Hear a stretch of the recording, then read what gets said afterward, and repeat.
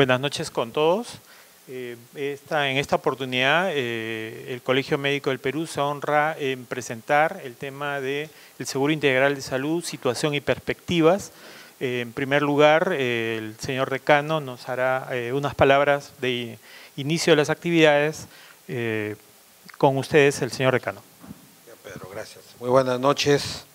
Efectivamente, hemos tocado este tema, lo hemos puesto en agenda en esta noche fría de este otoño limeño, pero es un gusto tenerlos acá, en esta casa de los médicos del Perú, que también es casa de todos ustedes, y da bastante gusto, y para mí como decano es un honor, y lo asumo con humildad, estar aquí rodeado de personas que indiscutiblemente son las que luchan defendiendo la salud de los pobres, son las que luchan defendiendo la salud como un derecho universal, son las personas que luchan pidiendo más presupuesto para la salud, un mejor sistema de salud, y son las personas que luchan también contra la corrupción.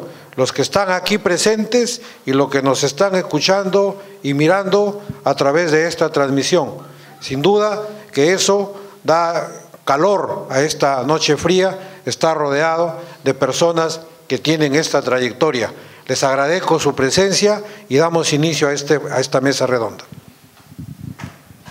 Muchas gracias, señor decano. En esta oportunidad nos acompañan en la mesa el doctor Javier Castillo, es funcionario del Seguro Integral de Salud, médico, es especialista en Administración de Salud. También nos acompaña el economista Alberto Barnechea, ha trabajado para el Seguro Social, ha hecho consultorías para el Seguro Integral de Salud y es también un conocedor del tema. También nos acompaña el doctor Wilfredo Solís. Él es médico, especialista en Administración de Salud, con una amplia experiencia docente y en el tema del aseguramiento del Seguro Integral de Salud desde el aparato prestador. Hemos tratado de que este espacio permita contar con personas con amplia experiencia en el tema. Las reglas de juego van a ser de esta manera. Cada ponente tiene que responder una primera pregunta: de qué manera es relevante e importante el financiamiento en relación con la operatividad del sistema de salud, de qué manera este es un problema que debe ser manejado adecuadamente. Posteriormente habrá una segunda ronda que es básicamente responder esta pregunta que da nombre al foro y es el seguro integral de salud como este seguro público en el marco del financiamiento de la salud. Y vamos a dar unos 30 minutos para intervenciones de las personas que nos acompañan hoy día, de ustedes, con bastante precisión cada uno para poder tener la mayor cantidad de presentación, y se cerraría con una participación breve, más o menos 3 minutos de cada uno de los panelistas para tratar de cerrar y concretar y de explorar con mayor profundidad este tema tan relevante para la salud pública del país. El tema del SIS no es solo un tema de coyuntura por los incidentes que todos conocemos, que nos han inundado en las últimas semanas. El tema del aseguramiento de la salud está inclusive consagrado como un tema central cuando nosotros analizamos la Constitución Política del Estado. Los artículos 7, 9 y 11 establecen claramente la necesidad de una atención de la población. Se ha desarrollado mucho más con sentencias del Tribunal Constitucional donde se establece la salud como un derecho y esta salud obviamente también tiene unos límites en el marco legal cuando se discrimina un poco entre la salud individual y la salud pública. La salud individual recuperativa, rehabilitadora, como que tuviera una mayor connotación de defensa dentro de nuestro marco legal y como que la salud pública puede ser soslayada y manejada con un principio que nosotros vamos a ver en todas las leyes del Perú, que el Estado cumplirá con ellas progresivamente de acuerdo a la disponibilidad del presupuesto. De eso vamos a hablar y invitamos al doctor Javier Castillo a hacer su intervención. Muchas gracias. ¿Qué tal? Buenas noches. Quien les habla fue subgerente de gestión de control de atenciones en el CIS hasta diciembre del año 2016. Actualmente me estoy desempeñando como médico auditor en hospitales públicos y bueno, ¿no? Yo he estado en las dos posiciones, ¿no? Como parte del financiador y ahora como parte también del prestador, ¿no? En realidad, tanto el financiador, el CIS, ¿no?, como una YAFA, ¿no? Una YAFAS. Y los prestadores tenemos que trabajar conjuntamente, ¿no? Conjuntamente por el bien de nuestros pacientes y asegurados. En realidad, agradezco al Colegio Médico por haber permitido participar en esta reunión tan importante, ¿no?, que tiene como finalidad de esclarecer algunos conceptos relacionados con el financiamiento, ¿no? Las respuestas, en relación a la primera pregunta, vamos a responderlas juntos. En realidad, acá les traigo algunas ideas teóricas, ¿no?, de fuerza, ¿no?, para poder ir avanzando, ¿no? Financiamiento en salud. Según la OMS, ¿no?, es una función del sistema de salud que tiene como principal objetivo de brindar protección financiera ante el riesgo asociado con la salud. ¿Ok? Esto significa reducir o eliminar la posibilidad de que una persona no tenga la capacidad de pagar esos servicios o de que se empobrezca si trata de hacerlo, ¿no? Eso es un objetivo fuerte de esta función, ¿no? Financiamiento en salud, que en realidad es una función de un sistema de salud. La que sigue, por favor. Dentro de esta función de financiamiento tenemos lo que son la recaudación, la mancomunación y la compra de servicios. Dentro de la recaudación, ¿no?, tenemos que los principales elementos que buscan o colectan dinero para recaudar son el gasto de bolsillo, ¿no?, que en realidad es el más grande, ¿no? En este caso, el gasto de bolsillo está asociado al acceso, ¿no? Si tengo más recursos, yo puedo acceder más rápido y oportunamente a los servicios de salud, ¿no? Tenemos también la recaudación tributaria, ¿no?, que se asocia, ¿no?, al presupuesto. Este debe ser o tener los parámetros de lo que es eficiencia, lo que es solidaridad y lo que es muy importante, la equidad. También tenemos la otra fuente que es contribución obligatoria, ¿no?, en esquema de seguros, el pago de primas, ¿no? Pero estas primas deben estar asociadas a una evaluación de riesgo de enfermedad de las personas, no en función al dinero que uno aporta, ¿no? También tenemos contribuciones voluntarias, ¿no?, que son las aseguradoras privadas, ¿no? La que sigue, por favor. En relación con la mancomunación, es su función en la cual se acumula y también se administran, ¿no?, los ingresos de los fondos en común, de tal forma que el riesgo de tener que pagar la atención sanitaria lo compartan todos los miembros del fondo. Esto quiere decir, ¿no?, de que yo con la gestión, ¿no?, de los sanos voy a gestionar el riesgo de los enfermos. Eso es muy importante en lo que es la mancomunación. La que sigue, por favor. Dentro de la mancomunación tenemos que enfatizar bastante lo que es la función de aseguramiento, ¿no?, a través de la cual vamos a establecer mecanismos que van a permitir alcanzar la protección financiera para los asegurados. Esto es muy importante. La protección financiera se refiere al logro que el riesgo asociado de salud no imponga una carga financiera en las familias y los lleve a la pobreza. La que sigue, por favor. Esta gestión tiene que estar asociada a la gestión de riesgos de enfermedad de las personas. En este caso, el Estado, a través del CIS, está, ¿no?, trabajando, ¿no?, o es un intermediario. Es un intermediario que busca, ¿no?, reducir el riesgo, ¿no?, de este empobrecimiento de las personas, ¿no?, que tienen o están aseguradas a este seguro, ¿no? los fondos o la mancomunación, al tener fondos más grandes, van a permitirnos manejar economía de escala, ¿no? Esto quiere decir, ¿no? Cuanto más grande es el fondo, yo puedo, ¿no?, gestionar precios más cómodos para medicamentos, procedimientos, etcétera. La que sigue, por favor.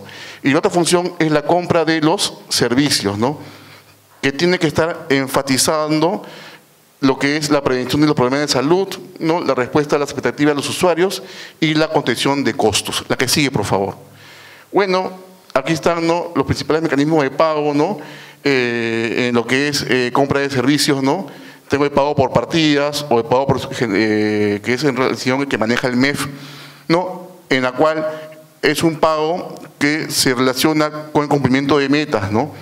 En realidad, este mecanismo de pago busca prevenir los problemas de salud, ¿no?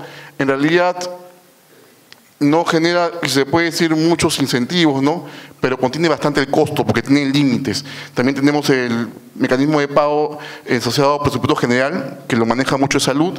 Tenemos el pago por servicios, ¿no?, que en realidad acá no hay contención de costos, llega lo que el SIS estaba manejando antes, ¿no?, antes de implementarse los mecanismos de pago como es el capitado. También tenemos el pago relacionado diagnóstico, que aún no se implementa. Tengo entendido que están en trabajo para implementarlo en el nivel 2 y nivel 3. La que sigue, por favor. Bueno, el aseguramiento asociado con alcanzar la cobertura de salud universal, que es que todos deberían tener los servicios de salud que requieren sin tener que enfrentar riesgos financieros. La que sigue, por favor. ¿Cómo consigo esto? ¿No? Esto consigo ampliando, ¿no?, ampliando los fondos, ¿no?, los fondos mancomunados que tenemos actualmente. ¿Cómo más lo consigo, no? Ampliando, ¿no?, los servicios de salud, ¿no? ¿Y qué más? Y ampliando también la cobertura de los asegurados, mayores asegurados. En realidad, este avance, la que sigue, ¿no?, depende mucho, ¿no?, mucho de la política del sector, ¿no? Todos los países en desarrollo, ¿no?, de acuerdo a sus políticas, pueden acelerar o mantener, ¿no?, este avance de la cobertura universal. En el caso del país ha habido un gran avance, en lo que es la cobertura universal. Muchos países, ¿no?, deben buscar la medida, ¿no?, más rápida, ¿no?, para poder, ¿no?, por lo menos atender lo que son las necesidades, ¿no?, de salud de nivel primario, ¿no? Porque en realidad yo al poder, ¿no?, atender bien claro y fortalecido a nivel primario, yo voy a poder contener, ¿no?, el riesgo a que las personas se enfermen y por ende puedan llegar a niveles de mayor complejidad y por ende mayores gastos. La que sigue, por favor. Esto de acá es más o menos para que vean cómo ha sido el crecimiento, ¿no?, lo que es el gasto en salud, de 95 hasta el 2012. Miren cómo ha sido el avance del PBI, hay un crecimiento. La que sigue. Acá ustedes pueden ver también un comparativo entre el 95 con el 2012 en el porcentaje de financiamiento, ¿no? Vemos en este caso que el pago de bolsillo es el principal y el más grande en ambos años, ¿no? No ha habido mucha, ha habido una reducción, pero todavía es el gasto de bolsillo es el que mayor prevalece. La que sigue, por favor. Esto de acá es el presupuesto, ¿no? El presupuesto institucional modificado de lo que es el Seguro Integral de Salud. Miren ustedes, ¿no?, cómo empezó en 2005 y miren cómo se ha ido incrementando hasta el 2015 y de ahí ha habido, ¿no?, una baja, ¿no? Actualmente, según la consulta amigable del mes, el SIS tiene un PIN de 1.400 millones aproximadamente de soles. A diferencia en el 2015, donde llegó su máximo pico, ¿no?, de 1.756 millones. La que sigue. Esto de acá es un cuadro en el cual se muestra, ¿no?, de que para el año 2015, para el 2016, el SIS sustentó ante el Ministerio de Economía y Finanzas, ¿no?, el presupuesto, ¿no?, para el 2016. El SIS, cuando hizo la propuesta, solicitó un monto de 2.988 millones de soles. Ese fue para el año 2016. Pero como hemos visto en el cuadro anterior, ese presupuesto aprobado fue de 1.500 millones. En realidad, la política del CIS en este tiempo ha sido buscar, ¿no?, ampliar la cobertura universal, darle mayor cobertura financiera a sus asegurados, ¿no? En realidad, acá, y soy muy claro en este punto, tenemos que sustentar, ¿no?, tenemos que cada vez implementar y coordinar, ¿no?, con los prestadores, como sea el prestador, para poder conjuntamente solicitar mayor presupuesto. ¿Qué pasa? El CIS financia una parte, ¿no? La mayor parte del financiamiento de los centros de salud viene del MEF, a través, ¿no?, del MINSA o RO. El PIN de este año para el Ministerio de Salud como sector salud es de 8.000 millones. Actualmente, de ese monto, el CIS tiene aproximadamente 1.400 millones. Miren ustedes la diferencia. ¿Quién es el principal financiador de los centros de salud? Es el mismo, ¿no? Es el mismo pliego, el mismo sector, ¿no? El MEF. El CIS es una parte, es básicamente un 10%, ¿no? Un 10%. Los hospitales, institutos, redes, ¿no?, buscan y deben sustentar cada año, ¿no?, un presupuesto para poder atender la demanda que ellos reciben, ¿no? El CIS es un elemento complementario, que en coordinación deben buscar el mayor acceso y cobertura de riesgo de los asegurados, ¿no? Con esta idea creo que ya culmino, ¿no? Es muy importante para poder sustentar presupuesto la información, ¿no? La información que deben manejar los hospitales y los centros de salud, ¿no? Con esta información sustentamos el presupuesto y tenemos que complementarlo con lo que el CIS nos pueda transferir, ¿no?, para poder atender la demanda en nuestros hospitales y centros de salud. Buenas noches. Primero que nada, agradecer que la invitación al Colegio Médico, siendo economista. Espero poder complementar aquí con sus colegas un poco el análisis de lo que trata este foro. Bueno, empezaremos comentando un poco de manera general cómo funciona el sistema y luego iremos aterrizando en lo que es el CIS en sí. Y seguramente en algún momento podremos comentar también lo que en los medios se anda tratando acerca de la problemática del CIS, ¿no?, que ustedes conocen. Empezamos diciendo, sí, siguiente por favor. Empezamos diciendo un poco lo que comentaba el doctor Castillo, ¿no? ¿Quién financia el sistema público de salud? Y para esto voy a excluir por un momento al Seguro Social y al CIS, que son las dos grandes IAFAs, ¿no? Realmente, como bien dijo el doctor Castillo, ¿no?, quienes financian el presupuesto público de la nación es la población, los ciudadanos, todos los que estamos aquí presentes, con el impuesto general a las ventas, con el impuesto a la renta, con el impuesto selectivo al consumo y con la explotación de nuestros recursos naturales que son propiedad nuestra, ¿no? Somos dueños de Yanacocha, de Antamina, ¿no?, de Las Bambas, ¿sí? Somos un país eminentemente minero. Nosotros somos ricos, somos el sexto productor de oro del mundo, el primer productor de plata de Latinoamérica, y actualmente les vamos a superar a Chile en cobre, ¿no? Entonces, somos un país extremadamente rico, solamente que todavía no nos han notificado dónde está ese dinero, ¿no? Con ese dinero y con esos impuestos que se pagan, el Ministerio de Economía los recauda, ¿sí?, y financia el presupuesto público, ¿sí? Y el Seguro Social, por su lado, recauda el dinero de las empresas, de las cuales pagan impuestos gracias al usufructo de los trabajadores, ¿no? O sea, en fin de cuentas, quien financia cualquier tema público en nuestro país es el ciudadano de a pie, ya sea como pago diario de impuestos o anual de impuesto a la renta, o porque las propiedades de sus activos, que son las riquezas naturales del país, se usufructan para financiar el presupuesto público. Luego esta plata se traslada vía MEF, El MEF recauda ese dinero de impuestos y se lo traslada al Ministerio de Salud. ¿Sí? Pero no traslada todo. Vamos a ver más adelante qué es lo que traslada una parte y una parte la traslada él directamente al sistema de salud. Por ejemplo, el tema de recursos humanos lo paga el MEF directamente. ¿No? Es un tema que lo maneja él porque desconfía del MINSA en todas sus formas, en todos sus gobiernos, y prefiere él tener las plazas y él ser el que financia el recurso humano. En el caso del Ministerio de Economía, del Ministerio de Salud, recibe dinero, ¿y qué hace con ese dinero? Hace compras centralizadas de bienes y medicamentos, y todo lo grande, toda la licitación grande de muchos millones, de muchos ceros, esa es la licita del Ministerio de Salud. ¿Sí? Y todas las obras y proyectos de inversión, tipo construcción de establecimientos, inversión en equipos, mobiliarios, ambulancias, también lo ve el Ministerio de Salud. ¿Sí? Entonces son los dos grandes, digamos así, administradores de fondos de dinero del sistema.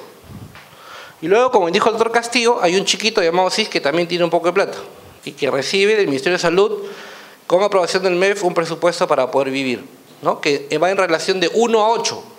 Como dijo el doctor Castillo, 8.000 millones MINSA, 1.000 millones el CIS. O sea, el MINSA maneja 8 veces más de lo que el CIS tiene capacidad de administrar. Y el MEF administra el doble del MINSA. Porque el 50% del presupuesto lo maneja recurso humano en el sector salud, más del 50% es recurso humano.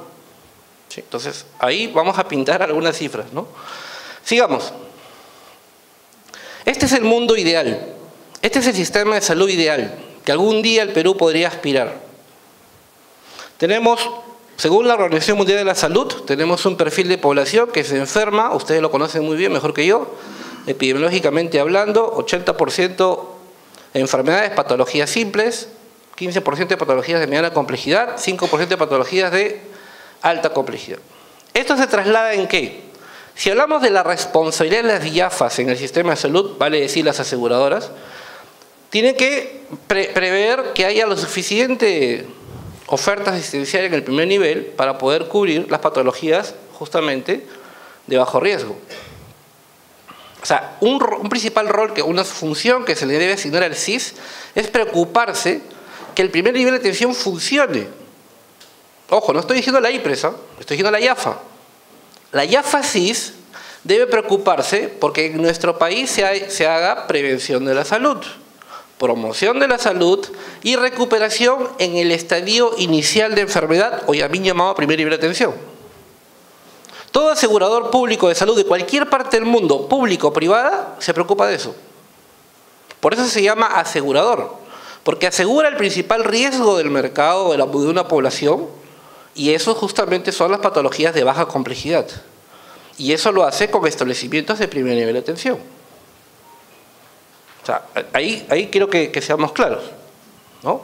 Entonces, el mundo ideal sería que se mantengan esas tres estructuras, en términos de población, en términos de demanda y en términos de oferta. Nuestro país debería tener, pues, en cada organización un buen policlínico fortalecido que atienda a 4 o 5 manzanas, y eso fue el día a día aquí en salud. Pero la pregunta es, ¿así es nuestro país? Veamos, siguiente. Nuestro país es de esta manera. Si ven todo lo amarillo, es el presupuesto que actualmente está en el tercer nivel de atención. O sea, los hospitales regionales y los hospitales de apoyo y los hospitales nacionales en toda la región de nuestro país han absorbido el presupuesto público en salud. El día de hoy lo tienen así en esta foto. Ustedes me dirán, ¿y por qué Piura no tiene bloque amarillo? Porque Piura no tiene hospital regional.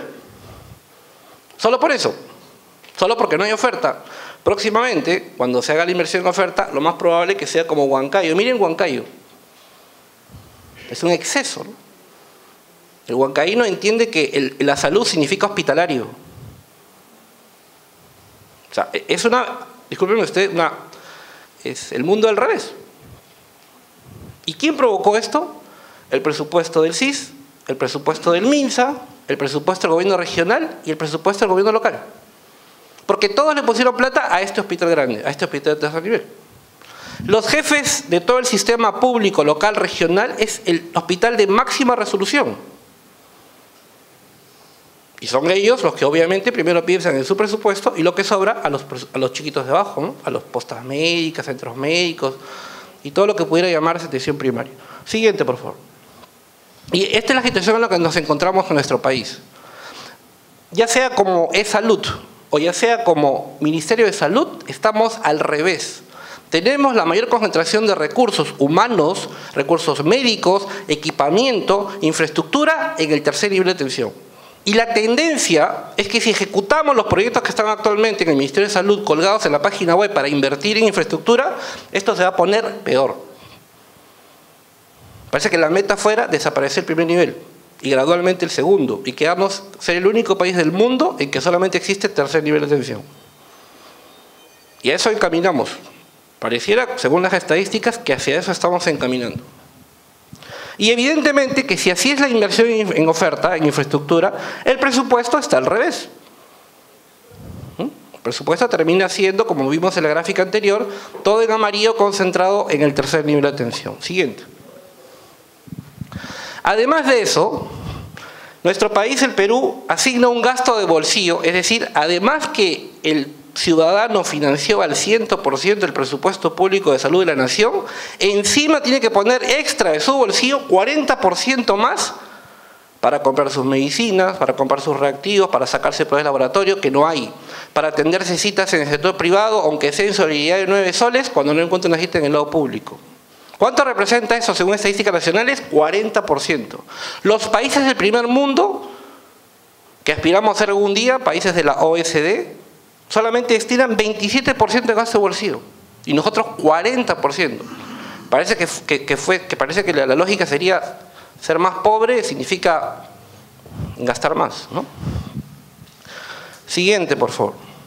Bueno, lo demás lo dejamos para la siguiente pregunta. Muchas gracias, doctor, por la precisión de los 10 minutos. Doctor Willy Solís.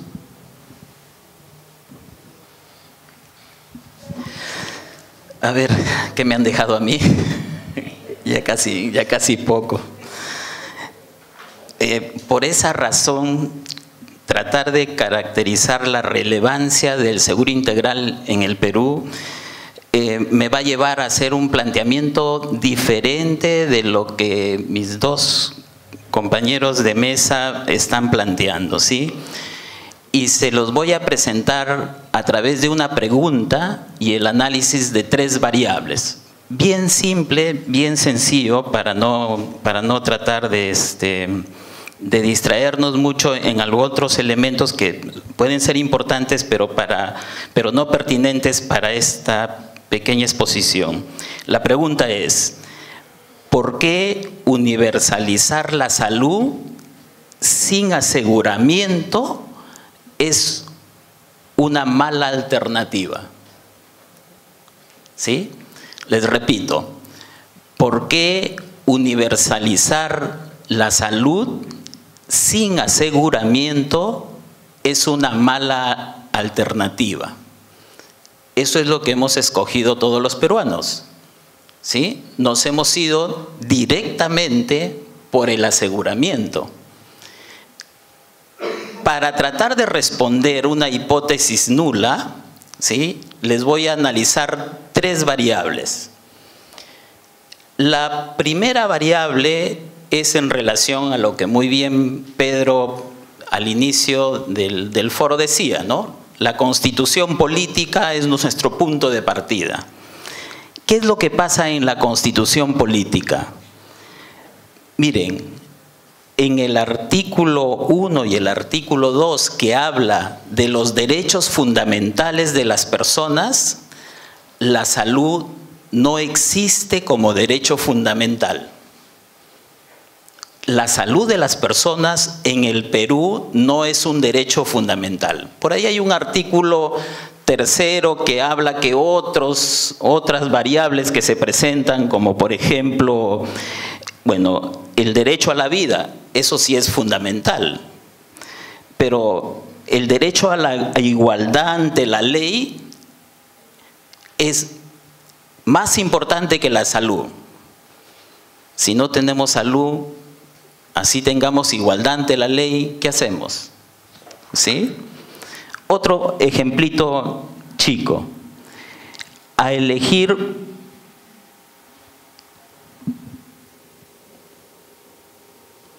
el derecho,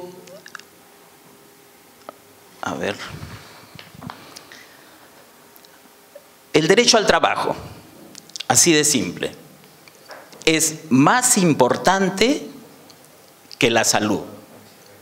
Y así hay alrededor de 16 incisos en los cuales la salud no es un derecho fundamental. Entonces, y está como un derecho social y económico, ¿sí? Está en el artículo 7 como un derecho social y económico, la salud de las personas en el Perú. Entonces, ¿por qué universalizar la salud sin aseguramiento es una mala alternativa? La primera respuesta a esta pregunta es porque la salud en el Perú no es un derecho fundamental establecido en la Constitución Política del Perú. Entonces, damos prioridades a muchos otros desarrollos ambientales, económicos, sociales, pero la salud no es una prioridad en nuestro medio, y eso a mí y a todos nos trae muchos desencuentros, muchas incertidumbres. Segunda variable.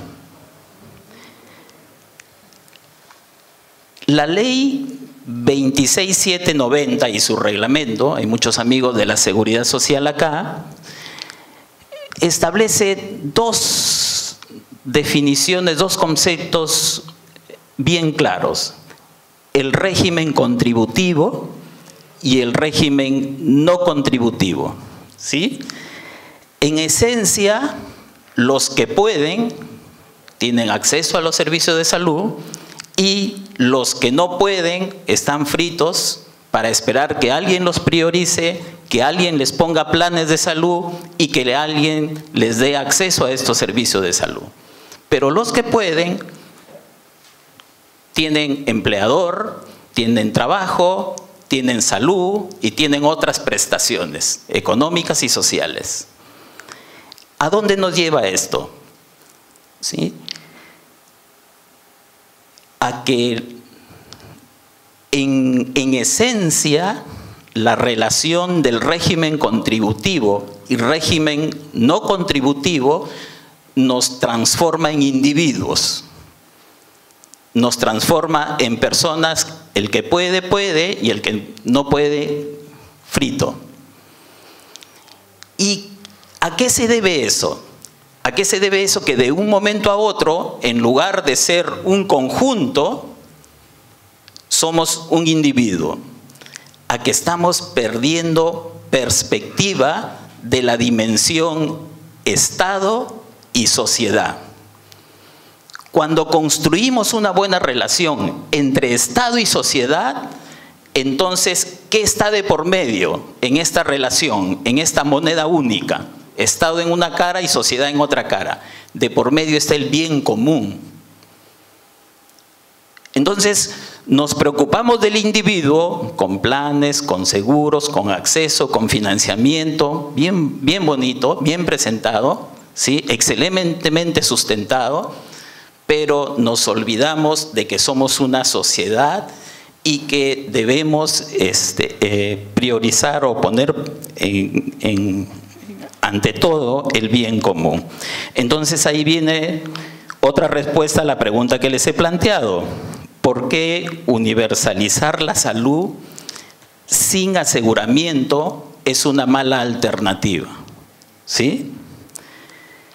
Y la respuesta cae de maduro, porque nos comportamos como individuos y no nos comportamos como sociedad. Eso es lo que estamos haciendo en estos últimos decenios de años de política pública en salud. Y ahí aparece la última variable para un poco seguir causando más inquietud en relación a la misma ley marco de aseguramiento, ¿sí? ahí nos trae, y todo su reglamento y todas sus directivas, nos trae el concepto de IAFAS y de IPRES, que muy bien se nos ha presentado. ¿Sí? ¿Qué es lo que está pasando en la IAFA SIS, en la IAFA pública?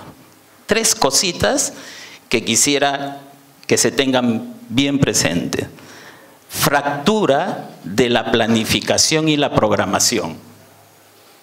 Ustedes revisen claramente el PCEN, el PEI, el POI, y van a encontrar los niveles de fracturas y de falta de coherencias en el desarrollo metodológico de las estrategias, los objetivos y la operación. ¿Y cómo lo aterrizamos más aún? En la siguiente situación: grave déficit presupuestal.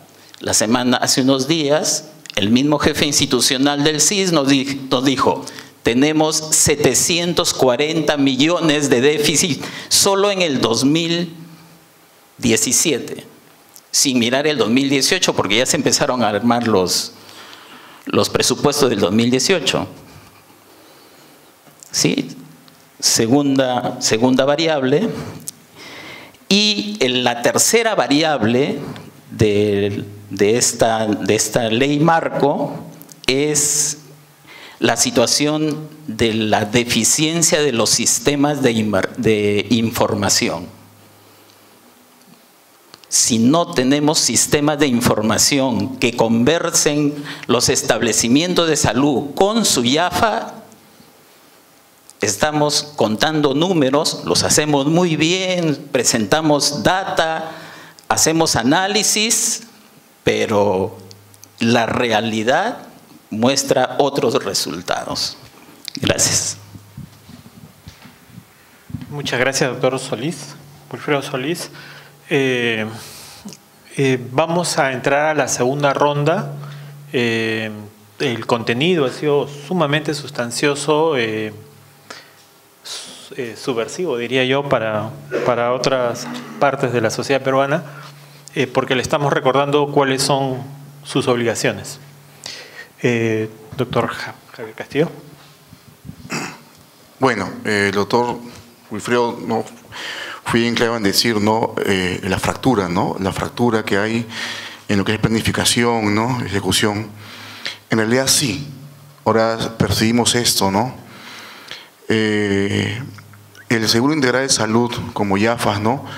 Debe administrar correctamente los fondos, ¿no? Y lo estaba haciendo. Y porque en realidad ser un administrador de fondos no es solamente no recibir dinero y transferir a los hospitales, sino con criterio. Para este caso, el SIS ha manejado con los prestadores desde su inicio los sistemas de información, ¿no? Que usan como fuente primaria los formatos únicos de atención, los famosos FUAs. Pero acá la pregunta es, ¿el FUA como fuente de información, ¿no? es fuente confiable? En realidad, el formato de atención viene a ser una factura, ¿no? Tiene que estar correctamente llenado, debe de tener la información de la atención brindada, ¿ok? Y debe ser llenado por las personas que en realidad brindan la atención, ¿no? Idealmente, el registro del formato de atención, lo ideal sería manejar un sistema informatizado, ¿no? La historia clínica electrónica, ¿no? Que en realidad es un tema que se estuvo trabajando en el gobierno anterior, que creo que ha quedado todavía de lado, pero es muy importante implementar los sistemas de información. Actualmente el formato de atención es registrado por los médicos y todos sabemos, ¿no? que este formato de atención es registrado, ¿no? quizás no con las precisiones y con los requisitos que éste requiera. Es más, me refiero a este error en el registro de formato de atención por errores por omisión y errores también en exceso, ¿no? En realidad es un registro manual y lo manual conlleva a errores, ¿ok? Este formato de atención muchas veces tiene que ser registrado y digitado en un sistema, ¿no? Ustedes conocen que es el CIASIS, ¿no? El módulo de atenciones, pero también es digitado por personas que son técnicos, no son médicos, y durante su digitación van a haber errores. En un hospital nivel 3 La producción de fugas en consulta externa por día son entre 1.200 a 1.300. Y quizás me quede corto. ¿Ok? Y los digitadores reciben millares de formatos de atención y tienen que digitarlos en un tiempo porque tenemos como hospital 30 días, ¿no? En un nivel 3, ¿no? Para su digitación. ¿Y eso lleva a qué cosa? A errores de digitación, ¿no? Posteriormente, esta información de digitación que ingresa al módulo del SIS pasa por reglas de consistencia, ¿no? Que son reglas que buscan que el registro sea coherente, ¿no? Como por ejemplo, los servicios de crecimiento y desarrollo en una persona adulta no van a entrar, ¿no? El servicio de parto en un hombre tampoco va a entrar, ¿no? Posteriormente a esta primera regla de consistencia, toda la información de todo el país llega al SIS central. El SIS realiza otro filtro, ¿no? Aplica otra vez la regla de consistencia. Pero ustedes dirán, ¿por qué la vuelve a aplicar? Si él la aplicó cuando el prestador digitó la atención. La voy a aplicar porque el motor de búsqueda a nivel nacional es muy diferente al nivel local. Yo puedo digitar mi atención en mi computadora, en mi centro de digitación.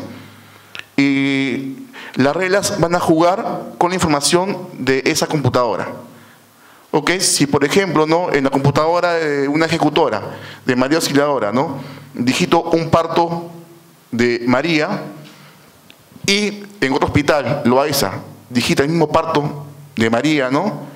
Al final en cada computadora va a entrar, pero cuando llegue al SIS central, ahí va a ver el filtro y van a encontrar que hay una doble, ¿no? Una doble digitación. Después de esta información, después de esta aplicación de reglas a nivel central, viene lo que es la evaluación automática, la validación. Y hay reglas de validación automática que lo que hacen es, si la atención no cumple estas reglas, la atención se va a observar. O sea, no es válida para pago. Y acá tenemos varias reglas, como por ejemplo las reglas que juegan con el diagnóstico y con el sexo, entre otras reglas. Después de esto, después de pasar esta regla de validación, hay una fase en la cual los médicos supervisores del SIS hacen una evaluación en el sistema. Ven la pertinencia, ven que lo digitado, que los medicamentos, insumos, procedimientos tengan relación con los diagnósticos, ¿no? Al igual también que los procedimientos. Después de esto, yo voy a tener producción válida para pago, que es la producción neta, ¿no? Que es con la cual en un nivel 3 o un nivel 2 se calcula, ¿no? El pago que se le va a hacer a los hospitales, ¿no? Que en este caso es adelantado, ¿no? Porque cuando en un hospital, en lo que es preliquidado, se paga de acuerdo a la producción neta, conforme, del trimestre anterior, de los meses anteriores. En el caso del primer nivel, se maneja el mecanismo de pago capitado, ¿no? Que en realidad se hace en base, ¿no?, a lo que es la cobertura de aseguramiento multiplicado, ¿no?, por factores que el SIS actualmente maneja, y asociados también a lo que es el estudio actuarial, ¿no? Hay un estudio actuarial que ha determinado, ¿no?, se puede decir la prima por región, ¿no?, para cada asegurado. En realidad hay controles establecidos, pero estos controles no son suficientes, debe mejorar, ¿no? El control en realidad cada vez debe ser más exquisito, más fuerte, ¿no? Pero tiene que estar siempre coordinado, ¿no? Coordinado y relacionado con la realidad de cada hospital, la realidad de los centros de salud. En realidad, ahora que he pasado al mundo del prestador, he podido apreciar de que no se dan abasto, ¿no?, para poder controlar, ¿no?, y garantizar de que las atenciones sean reportadas, ¿no?, de forma ideal, correctamente, ¿no? Pero por el otro lado, actualmente, ¿no?, se han implementado controles, ¿no?, que sería bueno que previamente sean coordinados, ¿no?, con los prestadores, ¿no?, para evitar complicaciones. Ahora, un tema muy importante, ¿no? Ustedes dirán, ¿no?, si hay tantas reglas, ¿no?, ¿por qué aparece todos estos mensajes en la prensa? Lo que pasa es que no sé en realidad qué información está manejando ahorita la prensa, ¿no? Si es la información antes de los procesos de control o si es la información después de los procesos de control. No sabemos. Eso habría que establecer, ¿no?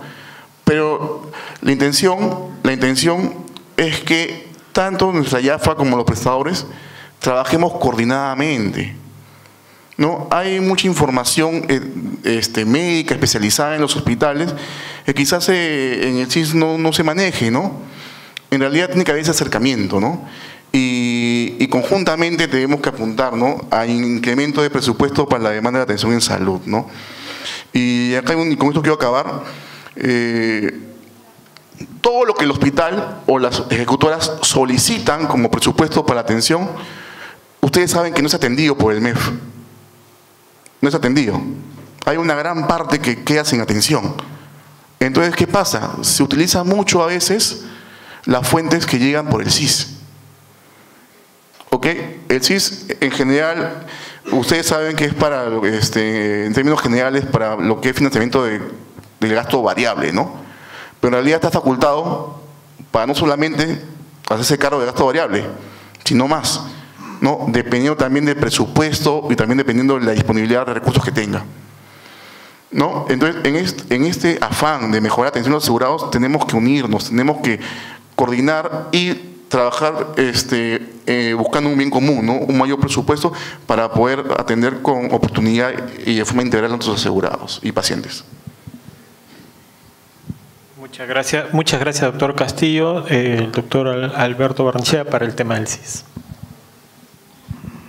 Gracias.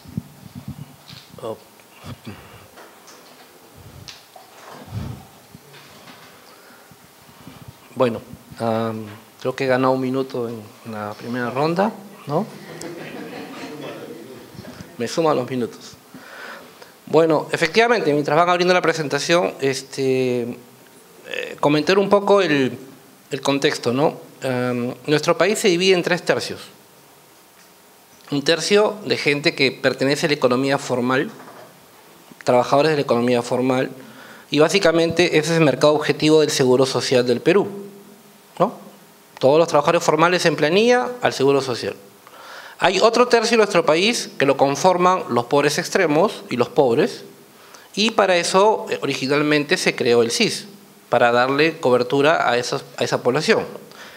Y hay un tercer tercio, que son gente que tiene dinero, que pertenece a la economía informal, y que, o formal pero independiente, vale decir, o residuos de honorarios profesionales, que no está obligado a pertenecer a ningún sistema de aseguramiento público ni privado.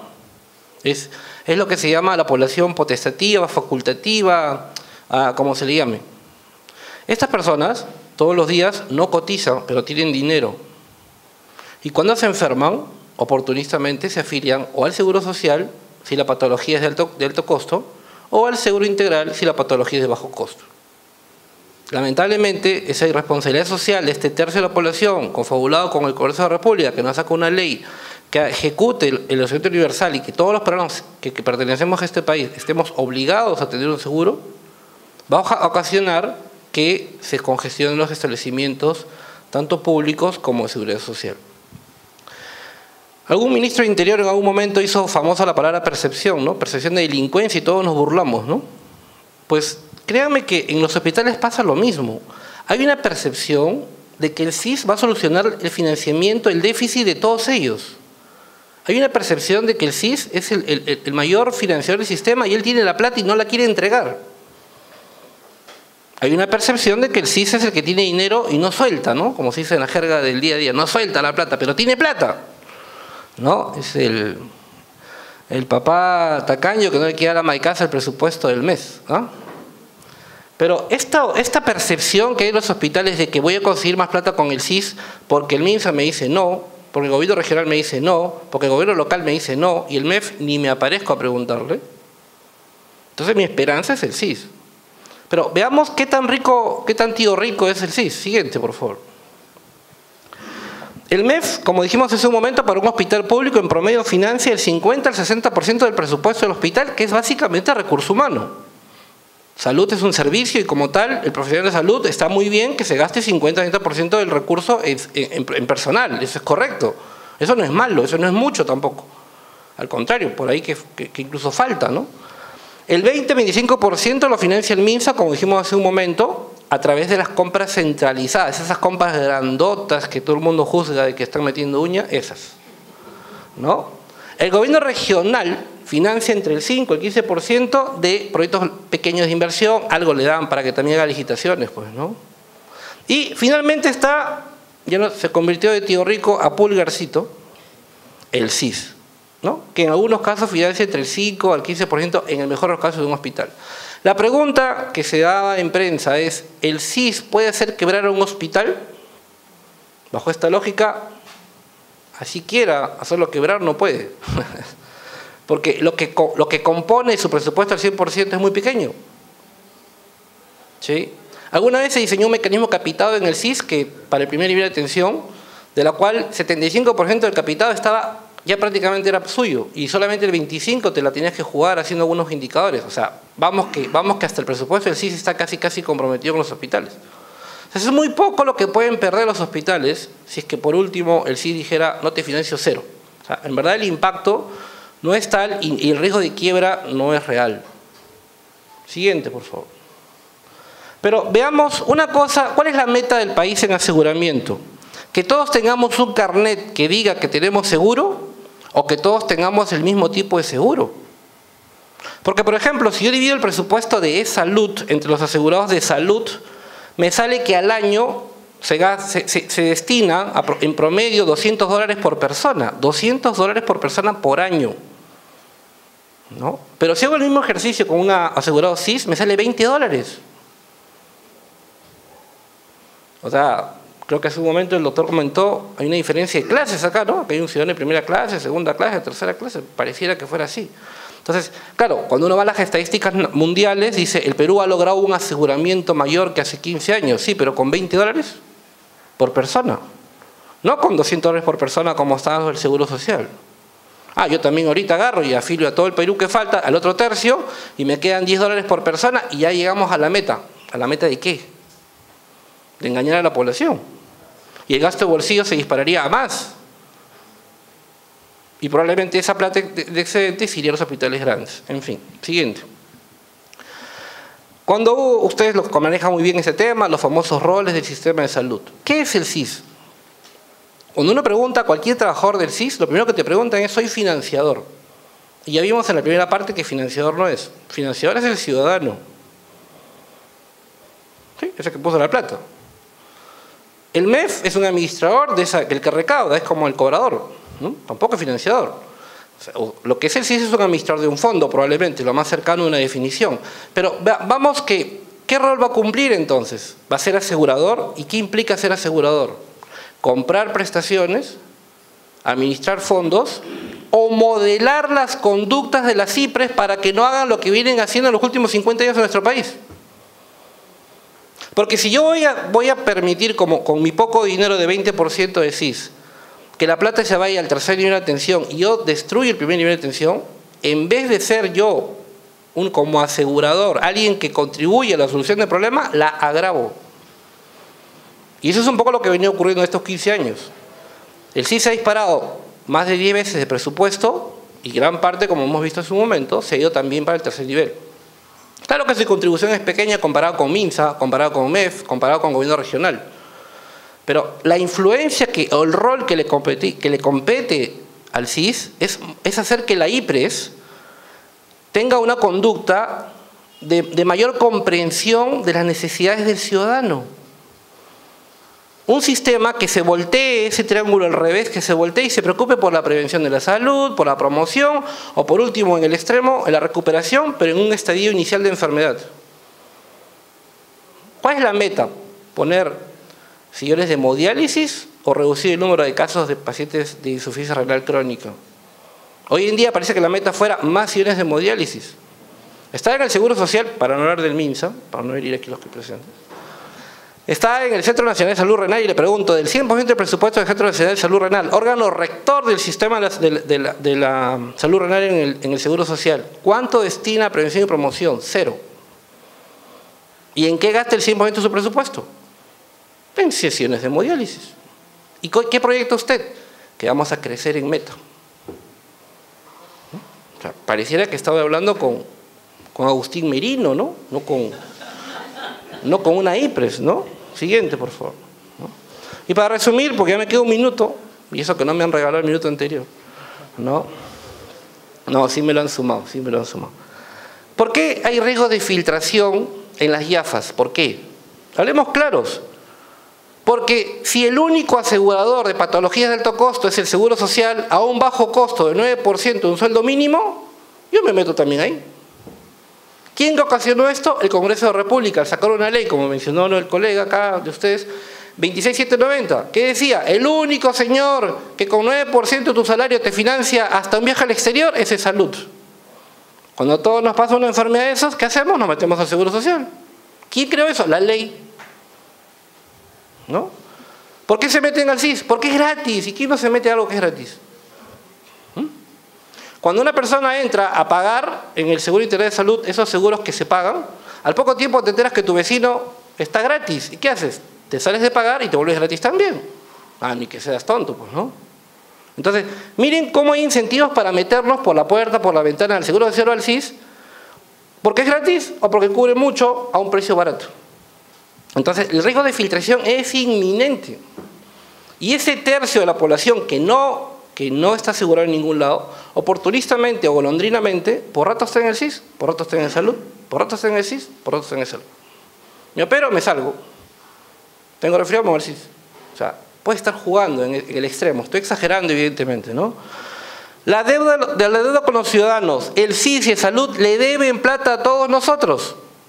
Porque cuando yo voy a sacar una cita de salud, no hay. ¿Y quién me reembolsa cuando yo gasto afuera? Nadie. ¿Quién me traslada mi ambulancia de mi casa al hospital de salud? Nadie. ¿Y a quién le pido el reembolso? A nadie.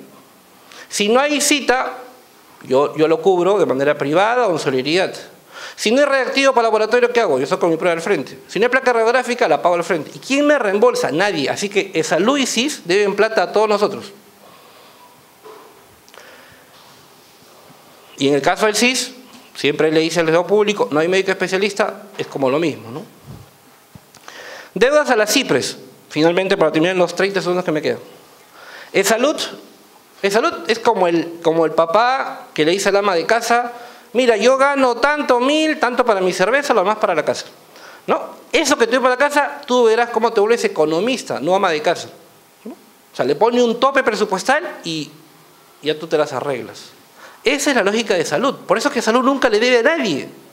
Porque le da un presupuesto y dice, haz magia, pues, ¿no? Y claro, de salud, muy astuto, le dice a los ciudadanos, no hay. Y se acabó. No hay deuda. Podrá haber colas, pero no hay deuda. Ahora han desaparecido la cola, pero las citas son a 100 días, a 150 días. Así también desaparezco la cola yo, ¿no? Y el CIS le debe las IPRES. Y la pregunta es, ¿a quién le debe? ¿Por qué le debe? Porque se generó una expectativa, señores, y hablemos claros, y la prensa no quiere tratar esos temas, que en algún momento esta deuda no se acumuló hoy día. Esta deuda viene de años, de 3, 4 gobiernos atrás. Lamentablemente, las personas que están actualmente, o no quieren decirlo por política, o capaz por educados, pero esta deuda generada de años gobiernos atrás. Y se seguirá generando mientras siga la expectativa de que el CIS es tío rico, cuando en realidad es pulgarcito. ¿Y cómo se genera esta deuda? Muy sencillo. Nadie pone límites a los hospitales. Si un hospital como Huancavelica, Ayacucho, Huánuco, Cajamarca, me atrevo a decir, pueden llegar a una cobertura de atención de los 90% de los niños, se les paga. Se les debe. Se les reconoce. Lo que el IPRES hace, el IAFA sí se queda mirando y se las reconoce. No hay metas en el lado público de parte del CIS hacia las IPRES. Su actitud es más pasiva, es más de pedir plata como caja MEF para asignar más recursos hasta donde haya. Y la expectativa de que pide más, porque ya vendrá más dinero. Y eso ocasionó también de alguna manera, no digo en su totalidad, pero de alguna manera, una expectativa negativa que hizo que las IPRES comenzaran a producir y hoy en día estamos con la consecuencia de pagar. Pregunto, y finalmente termino, si yo debiera 700 millones, ¿sí? Realmente, Ya habrían colapsado cuántas cifras, ¿no? Gracias, Alberto. La elasticidad de la demanda solo ha sido superada por la elasticidad del tiempo. Gracias. Ok. Nos quedamos en la pregunta de por qué universalizar la salud sin aseguramiento es una mala alternativa, cuando la respuesta es porque el SIS es una potente herramienta de gerencia pública. Si nosotros nos compramos esa respuesta que el SIS es una potente herramienta de gerencia, de gestión pública, entonces tenemos que ir alineando toda nuestra ruta de decisiones, estrategias y operaciones a que se cumpla esto. Pero, situación no incluida, ¿qué pasa con los prestadores? ¿Sí? Yo puedo hacerlo muy eficiente al SIS, pero ¿qué está pasando en el lado de la prestación? A mi entender, 3 aspectos básicos y vitales para decisiones de política pública. Primero, que el modelo de atención actual en el primer nivel es una coladera. No resuelve absolutamente nada o poco. Hace unos días, poquísimos días, le hacíamos la pregunta a un grupo de especialistas, de colegas, y le decíamos, si tu niño está con insuficiencia respiratoria y tú tienes el centro de salud a 1 cuadra, ¿a dónde lo llevas? ¿A dónde lo llevan ustedes? Al hospital. O sea, no nos engañemos nosotros mismos. No nos vendamos entradas cuando somos los dueños del circo. Nosotros mismos no creemos en el modelo de atención del primer nivel. Y ahí se requiere todo un cambio sustantivo de estructura y de recursos, de asignación de recursos. Si no, pregunten a la Contraloría lo que encontró cuando fue a supervisar los centros y los puestos de salud a nivel nacional. ¿Sí? Sobre todo los 8.000 puestos de salud, o una parte de lo que supervisaron. Segundo aspecto, el tercer nivel del MINSA y de los gobiernos regionales no tienen contención. O sea, en la emergencia de varios hospitales del segundo y tercer nivel encontramos atención básica, desde resfríos, casi 40%. Y ustedes miran solamente la estructura de las emergencias, del 1 al 4, ¿sí?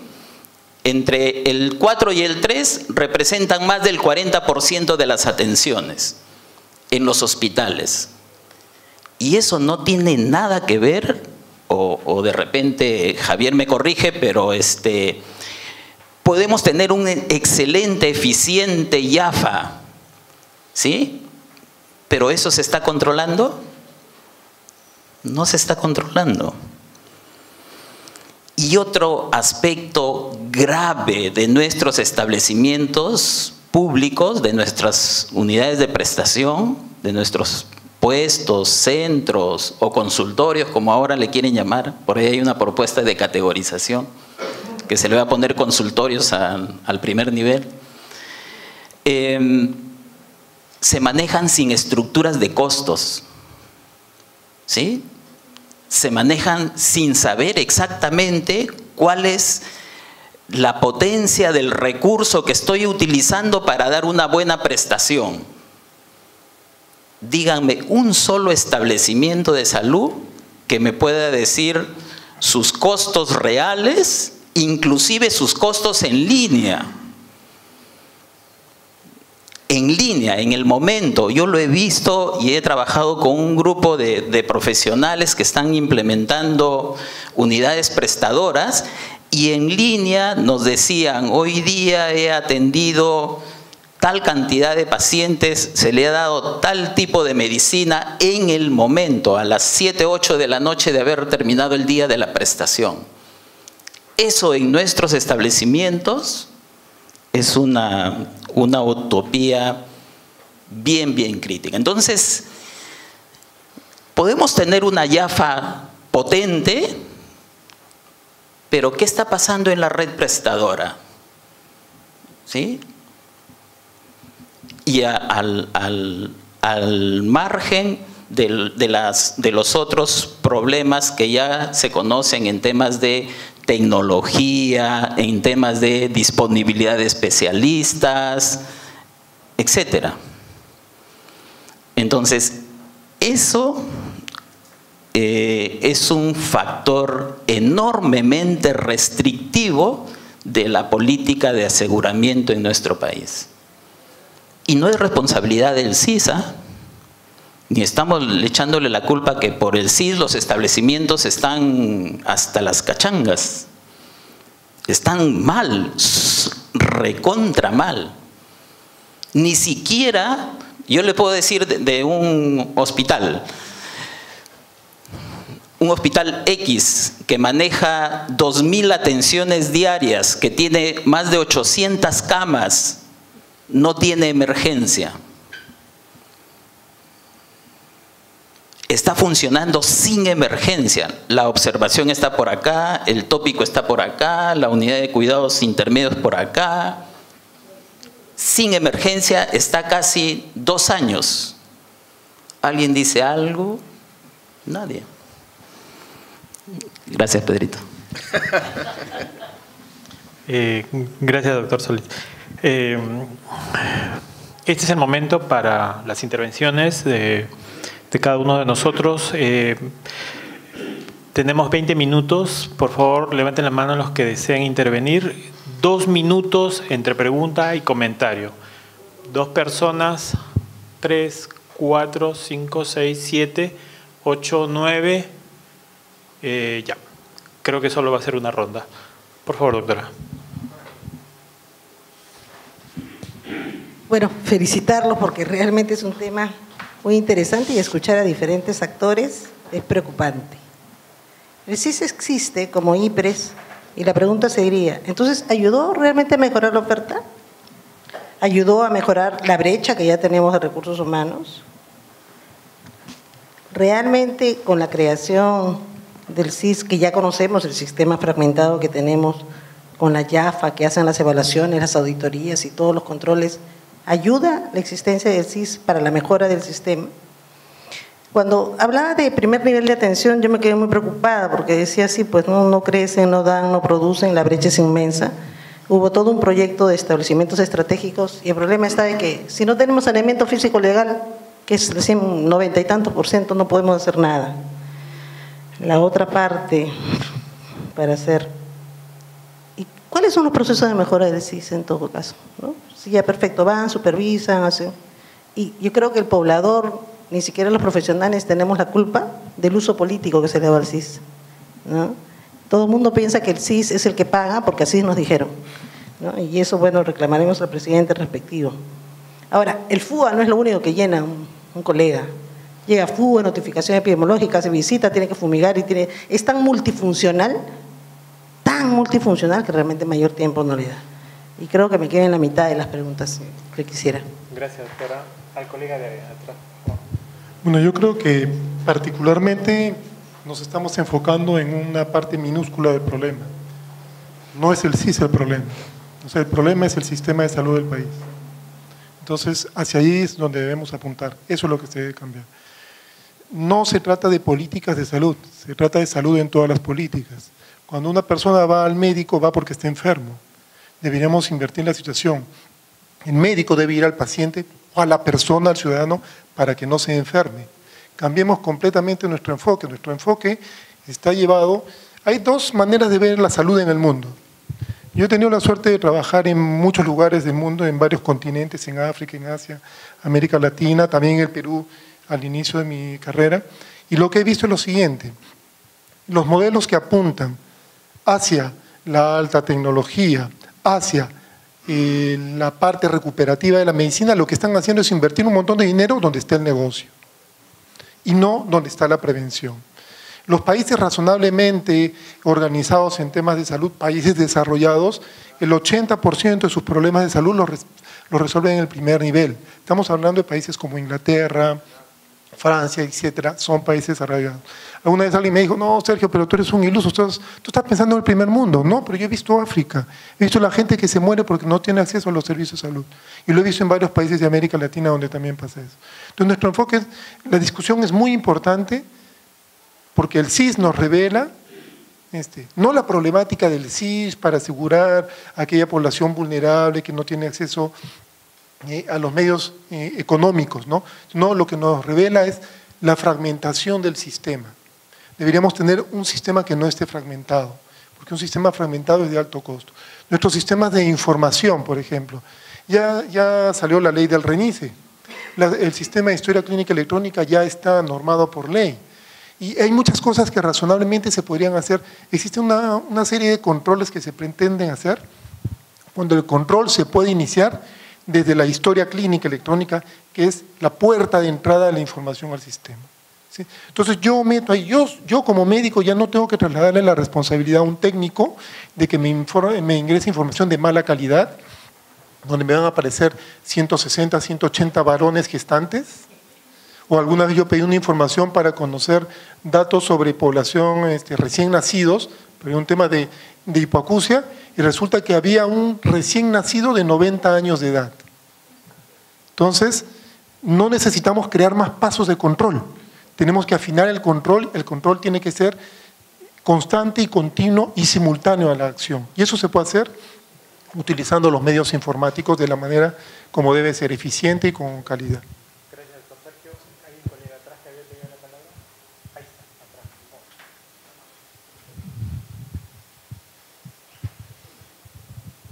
Bueno, lo que me preocupa, sí es un tema, y concuerdo con el colega anterior, es que no estamos viendo el enfoque integral del problema, ¿no? Lamentablemente, y qué bueno que lo dicen, han politizado el tema de los hallazgos o los temas puntuales, pero no se ha mejorado ni se mejorará la salud por temas estructurales del sistema.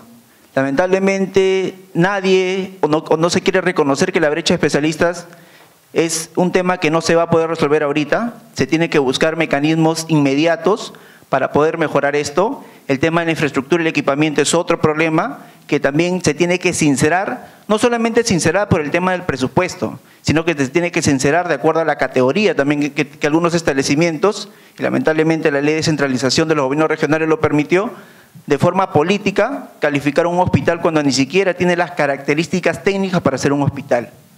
Entonces, lo único que se ha generado en este tiempo, y lo digo con mucha pena, es solamente ver un tema de manera política, y las personas siguen enfermándose, siguen muriendo, no tienen citas, hay un desabastecimiento de medicamentos. Y acá sí concuerdo con el colega en el sentido que sí, los procesos de control se tienen que mejorar, y en todo sistema de salud lo que se tiene que hacer es una reorganización, pero sí tiene que haber un asegurador, sí tiene que haber un prestador y sí tiene que haber un asegurado, porque si no, no habría un control y no habría una eficiencia del gasto. Entonces, obviamente lo que nosotros tenemos que hacer es un análisis, cada uno interno, de que existen debilidades de gestión, tanto de la CIPRES como de la IAFA.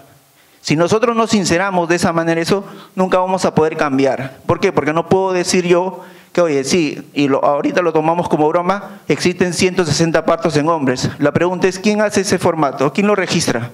Son los mismos médicos. Entonces yo creo que nosotros, si vamos a garantizar que se use adecuadamente los recursos, nosotros tenemos que garantizar que adecuadamente se den las historias. Lamentablemente, como bien, y vuelvo a recalcar, no es un tema en que nos tenemos que enfocar solamente en el CIS o con el prestador. Nosotros tenemos que ver que no existe presupuesto y nunca habrá presupuesto para satisfacer todas las necesidades.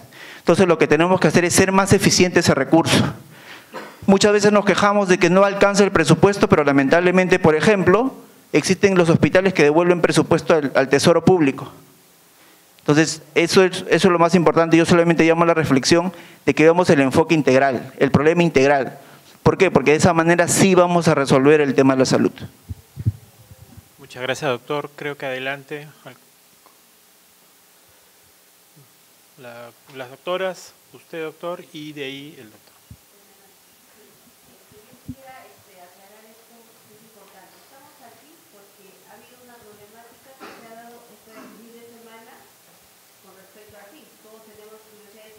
Ha pasado con esos partos en varones, ¿no? Entonces, escuchándolos ahora, entiendo que hay procesos que ya el CIS tiene ya planificado.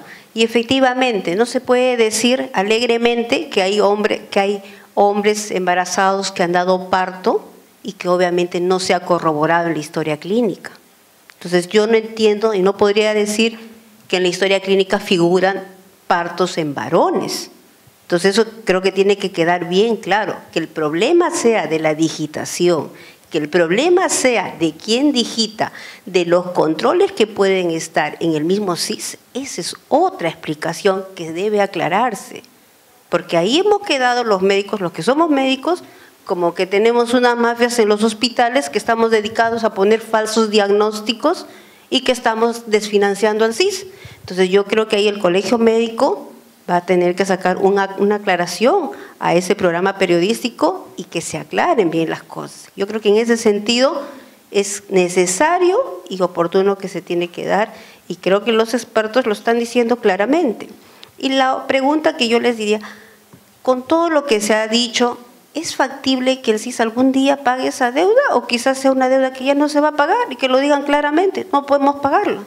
Entonces, esa es la pregunta que quisiera que me respondan. Gracias. Sí, sí. Bueno, quería preguntar dos cosas. Una es, en la Ley Marco del Aseguramiento Universal en Salud, en el capítulo 1, hablan de principios, ¿no? Se hablaba de principios. Y uno de los principios menciona la irreversibilidad, que dice: los derechos adquiridos previamente al proceso de aseguramiento universal en salud y durante el mismo no deben sufrir ningún menoscabo como consecuencia de algún proceso posterior. Y pregunto porque hay muchos pacientes que han sido desafiliados del CIS. Algunos han aducido que es porque tenían seguro social, sin embargo yo trabajo en el primer nivel de atención y veo muchos pacientes que no tienen seguro social y han sido desafiliados. Incluso de una misma familia, unos hijos mantienen el seguro y algunos otros no, o diversos. Entonces, si hay ese principio, lo que quería preguntar era, ¿qué pasa con ese principio, no? Y la otra pregunta es para el economista, ¿no? Alberto Barnechea. Si es que la ciencia prosperara y la clonación fuera posible y usted pudiera clonarse y sería ministro de Economía y ministro de Salud al mismo tiempo, entendiendo que la salud es un derecho, ¿cuáles serían los pasos que usted propondría para resolver el tema, la crisis de salud, tanto que dicen que la deuda del CIS se acumula gobierno tras gobierno y no sabemos si este gobierno también se va a acumular para el otro? ¿Qué tendríamos que hacer o qué propondría?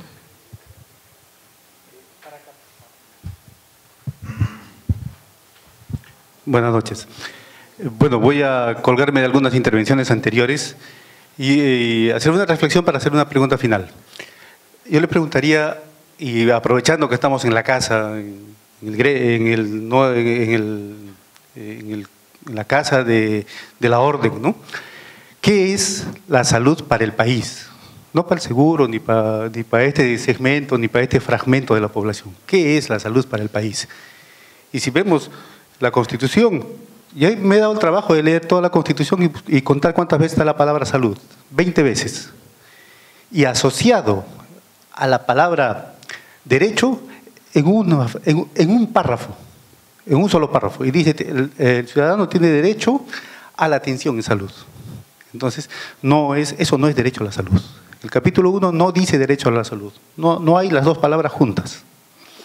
Entonces, ¿cuál es, como reflexión, cuál es la posición ética? ¿Cuál es la posición doctrinaria del Colegio Médico ante eso? Lo digo porque estamos en casa. Ahora, la definición de derecho a la salud es muy clara. La OMS lo dice y tiene algunos principios. 3 fundamentales: universalidad, integralidad y equidad. Le podemos comentar solidaridad. Pero eso está hasta en las leyes mal escrito. Por ejemplo, vemos en la ley que acaba de decir la colega, en la ley de aseguramiento universal, uno de los artículos dice: la salud es un derecho constitucional. Por lo que acabo de decir, no es. Porque tener acceso a no da derecho. La superintendencia nos dice derechos en salud. Y nos los aprendemos de memoria y están en todos los establecimientos, en las paredes. No es lo mismo decir derechos en salud que derecho a la salud. Porque si tomamos el ejemplo del doctor Solís, diríamos, ¿tenemos derecho en vida o derecho a la vida? No son dos cosas iguales. O sea, ergo, en el Perú, el derecho a la salud no existe. ¿Y qué hacemos como colegio médico ante eso? ¿Queremos que sea? Sí. Yo conversaba con un funcionario de alto nivel en el ministerio y me decía: ¿y qué le serviría si en Haití también dice derecho a la salud? Ahí a ver, porque había que por lo menos en las normas están mejor que nosotros. Entonces, ahora, para terminar, he escuchado hablar de oferta y demanda, la salud para el país. ¿Es correcto que haya un mercado de la salud? Por eso que tenemos de repente mucho economista en la salud, ¿no? Entonces debe haber un mercado de la salud, deberíamos hablar de oferta y mercado, con perdón de Alberto, ¿no? Y para terminar, la información, la informática está con las manos de los informáticos, con respeto a los informáticos. La tecnología, la ingeniería biomédica no existe dentro de nuestra orden como especialidad ni como direccionamiento. Pero sí, el Colegio de Ingenieros ya lo está haciendo. Las universidades ya tienen una carrera de ingeniería biomédica. Y el especialista en ingeniería biomédica que gestione la tecnología desde el cuerpo médico, ¿dónde está? ¿Qué hacemos como colegio médico ante eso? O sea, derecho a la salud, economía de la salud, mercado de la salud, tecnología de la salud, informática médica. ¿Cuál es nuestra posición doctrinaria ante eso? Gracias. Muchas gracias, doctor. La última intervención,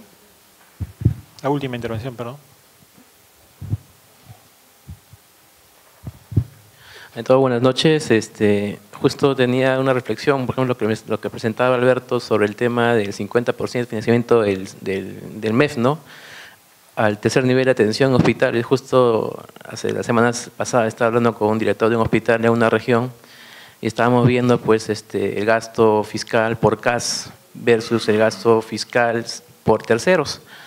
Prácticamente en el ministerio manejamos básicamente mediana complejidad, alta no estamos manejando. Mediana complejidad, y prácticamente la mediana complejidad de los hospitales regionales se está moviendo por personal tercero, prácticamente por horas tercero de los especialistas que están rotando en un mercado aparentemente, digamos, rotando, ¿no? Y no quieren pasar CAS porque simplemente lo detecta el sistema como doble percepción, ¿no? Entonces, el problema del tercero es que ¿quién asume el riesgo del acto operatorio? ¿Quién asume el riesgo de la continuidad asistencial? Entonces, ahora lo que se hace es aumentar CAS, pero el gobierno regional lo transforma en un tercero y otra vez empieza el tema del círculo vicioso. Entonces, faltaría hacer un estudio sobre cuánto es el impacto fiscal de financiamiento por terceros, porque se está dando. Y segundo es, trabajaba hace 3 semanas con una direza y decía, pues, ¿quién regula al financiador? ¿Quién regula al prestador? ¿Y quién regula también a su salud? ¿No? Cada uno de los 3 maneja su propio discurso, ¿no? Ejemplo, encontré un centro de salud, me dicen, la población asignada es 3.000, población afiliada a CIS 10.000. Entonces, prácticamente ellos se planifican con población asignada, pero ya el CIS le puso más, pero no es culpa del CIS, porque alguien le debió decir al CIS que ese establecimiento tendría un tope de producción. ¿Pero quién lo hace? ¿La direza? ¿La red? ¿Cómo quedó las SUGIPRES? ¿Cómo quedó las redes integradas en salud? Bueno, Yo creo que el tema es que no está viendo un jugador que haga la integración del financiamiento, de la prestación y la regulación. Yo creo que ahí es el principal problema. Muchas gracias por su intervención, doctor.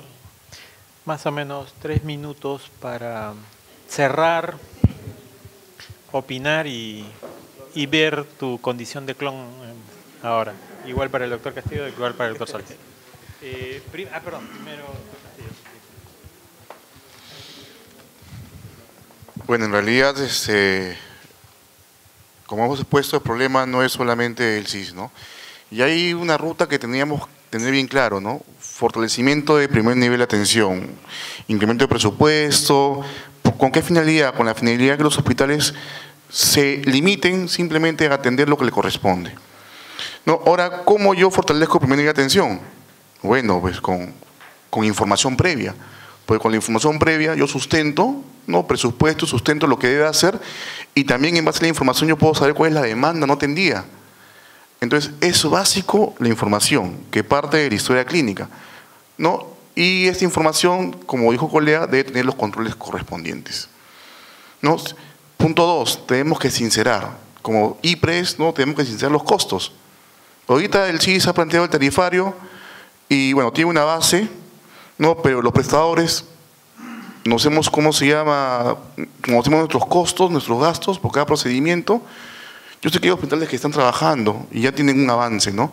Pero también tenemos que apuntar a eso, ¿no? Apuntar a sincerar cuánto me cuestan mis procedimientos, ¿no? Y con esa información poder también sustentar, ¿no? Los presupuestos correspondientes, ¿no? Número 3, el tema de que somos, como dicen, un sistema de salud segmentado, manejamos diferentes fondos. Ahora no sé qué tan riesgoso sería que haya un fondo común, ¿no? En realidad creo que todavía no estamos listos para manejar un mismo fondo, pero sí tenemos que apuntar a estar articulados, a no estar fraccionados, ¿no? Actualmente se hicieron los intentos, ¿no? Con el tema del intercambio prestacional, de poder articular, ¿no? Articular procesos, articular definiciones. ¿Por qué? Porque tampoco estamos estandarizados. O sea, en cada IPRES, ¿no? Manejan un procedimiento de una forma diferente a otro hospital. Entonces teníamos que estar también estandarizados, ¿no? En ese aspecto, ¿no? Punto 4, tenemos que optimizar los procesos, ¿no? Y ahí también está involucrado también el CIS, ¿no? Tenemos que optimizar los procesos, ¿no? De registro, de reporte de información, porque como dijo también la colega, ¿no? Hay un montón de exigencias de información que se le pide al prestador, ¿no? El formato de atención, el FUA, el GIS, los reportes epidemiológicos. Entonces tenemos que tener toda una fuente de información única, la cual dispare a diferentes actores, ¿no? Para poder evitar y reducir el trabajo en exceso que conlleva, ¿no? Estar registrando en de forma fraccionada las cosas.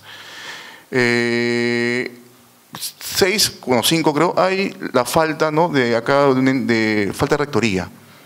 En realidad falta una fuerte presencia de rector, que es el Ministerio de Salud, ¿no? Que tiene que comandar todo esto. Y se ve muy claro también en el presupuesto, ¿no? El CIS, por su parte, pide su presupuesto.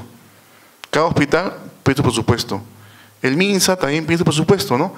Pero no nos articulamos para pedir presupuesto. Por esas razones suceden estas cosas, ¿no? Con el dinero que llega del CIS gasten otras cosas. ¿Por qué? Porque intento yo compensar lo que no recibí, ¿no? De otra fuente. Entonces tenemos que articularnos como sector, como MINSA, y después también articularnos con otros, ¿no? Con otras YAFAs, con otros actores, ¿no? Ahora, cuando un hospital se pone fuerte, quiere atender lo que le corresponde, lamentablemente aparecen otros actores que intervienen, ¿no? Por ejemplo, la vez pasada, ¿no? En un hospital que no voy a decir el nombre, como que se limitó a atender o a una referencia de una patología que pueda ser manejada en un primer nivel. Vino la Defensoría del Pueblo, vino el fiscal y lamentablemente tuvimos que atenderlo, ¿no? Al final no fue una patología del nivel que le correspondía. Entonces eso también tenemos que mostrarlo, ¿no? ¿Quién defiende, no? ¿Quién defiende al prestador? ¿no? ¿Quién defiende al prestador? Muchas veces somos víctimas en los centros de salud, ¿no? De agresiones, ¿no? Pero también tiene que haber también una difusión, ¿no? Una difusión de cuáles son los derechos, ¿no? De los asegurados, como también los deberes, ¿no? Así como los deberes también de las IPRES, ¿no? En realidad, esta mesa o esta reunión es muy importante porque hemos recibido un montón, ¿no? Un montón de reflexiones, ¿no? Y en conclusión, ¿no? Tenemos que buscar ahorita apuntar a una misma dirección, ¿no? Desde el punto de vista de planificación, punto de vista de pedido de presupuesto, punto de vista de reporte de atenciones, punto de vista también de lo que es los temas de control, ¿no? Porque hay aspectos especializados que se manejan en los hospitales que quizás no se consideren, ¿no? En los mecanismos de control. El control, como indicó el colega, no tiene que mejorarse, tiene que aterrizar, ¿no? En la realidad de los hospitales, ¿no? Hay controles como, por ejemplo, ¿no? Que se han implementado actualmente como medicamentos que son de suministro centralizado. ¿Qué quiere decir? Que el Ministerio de Salud los entrega para que el prestador los pueda entregar de forma gratuita, ¿no? Como son las vacunas, ¿no? Como son medicamentos para los pacientes con tuberculosis, ¿no? Y está bien, ¿no? Porque eso ya lo financia otra fuente, ¿no? Pero hay que considerar de que esos medicamentos están asociados a patologías específicas, ¿no? Entonces, ese control que se está implementando está generando efectos, ¿no? En los hospitales. Porque tengo pacientes que tienen que recibir, ¿no? Medicamentos, ¿no? Que como están también considerados para tuberculosis, yo no los puedo emplear en otras patologías, ¿no? Porque me va a valorizar en cero, ¿no? Entonces, lo que quiero indicar es que tiene que haber un acercamiento muy estrecho entre la aseguradora, ¿no? Y los prestadores, ¿no? Y apuntaban hacia un mismo objetivo. Gracias, doctor Castillo. Ahora sí, doctor Alberto. 3 minutos, ¿no? Bueno, medio complicado comentar en 3 minutos lo que ustedes han dicho, pero encima tengo que clonarme. Pero bien, o sea, yo de verdad agradezco los comentarios de ustedes porque creo que han sido incluso, con el respeto de los que están aquí, más valiosos que lo que hemos dicho. Claro, ustedes viven el día a día esto, ¿no? A ver, con el respeto de la casa del colegio médico, voy a hablar como un economista que tiene 15 años en salud metido, en docencia, en trabajo, y que tengo la esperanza de que un día el sistema cambie. Yo veo que cómo nuestros colegas los economistas los estafan a ustedes. Primero les hacen creer que ustedes son gasto y no inversión. Amor, me acaba de subir el sueldo porque he hecho una huelga médica y me han subido mi salario, pero estoy deprimido. ¿Por qué? Porque he incrementado el gasto público. Oye, qué feo eso, ¿no? Me subieron el sueldo, pero estoy triste porque incrementé el gasto público. Hemos hecho una cumbre en América Latina, en todo el mundo aquí en el país, el Fondo Monetario y Banco Mundial se han juntado aquí en la Torre del Banco de la Nación, ¿sí? Fuimos sede y gracias a eso nos dejaron ese edificio precioso, que es el más caro de todo el Perú, más que el Westin, ¿sí? Y ese edificio, en ese lugar, se llegó a una conclusión, que la salud es una inversión. Claro, por eso no se televisó para que los peruanos se escuchen. Los países de mayor crecimiento económico en el mundo lo han hecho basado en inversión en salud. Eso nadie quiere decir. La salud es el motor del crecimiento económico de nuestro país. Si queremos crecer sosteniblemente en los próximos años a tasa de 7%, necesitamos invertir en salud agresivamente. Pero hemos crecido económicamente en los últimos 20 años y seguimos con el 3% destinado al gasto en salud. Y lo llamamos gasto. Claro, obviamente es gasto, porque ¿quién quiere incrementar un gasto? Nadie, pues. Pero ahí no queda la historia de la gran estafa. Porque la estafa es mayor, es confabulada. Las estadísticas que ustedes tienen en sus establecimientos de salud están basados en lo que cada uno de ustedes hace individualmente. El médico hace sus consultas y se le paga por sus consultas. La enfermera hace sus controles de enfermería y se les paga por sus controles de enfermería. La obstetriz, que se cree médico, hace sus controles de obstetricia en el Hospital Nacional. No sé qué hace ahí, pero bueno. Todos hacen, el odontólogo, sus sesiones odontológicas. El químico farmacéutico, sus recetas despachadas. Todos se han fragmentado ustedes mismos. Y todavía hablan de la fragmentación, no sé con qué autoridad. Y el economista, que es del MEF, está contento con la fragmentación de ustedes. Basta ver la huelga, ¿no? La huelga médica, enfermera, todos separados, ¿no? Hasta en eso están fragmentados, ¿no? Pero ¿dónde viene la gran estafa? En que quieren pagarles a ustedes por las atenciones que realizan. Y esa es una gran estafa, señores. Porque bajo esa lógica, yo te quito el presupuesto 10%, 20%, ¿y qué pasa? No pasa nada, porque lo único que hace es que tienes menos atenciones. ¿Quién se murió? Nadie. Pero si yo voy al MEF y le digo, necesito que me des 40% más de presupuesto y te reduzco la tuberculosis en 10%, y si no me das, voy a la prensa y decir que por tu culpa la tuberculosis se incrementa en 10%, a ver si no me da la plata. La unidad de medida con la que pedimos plata para inversión está basada en gasto y no en costo, no en inversión. Ustedes están pidiendo y mendigando para gasto, no para inversión. ¿Quieren ustedes que la inversión se produzca? Revelen las cifras en la página web, todos los hospitales públicos y privados que publiquen cuántos casos de tuberculosis tienen día a día.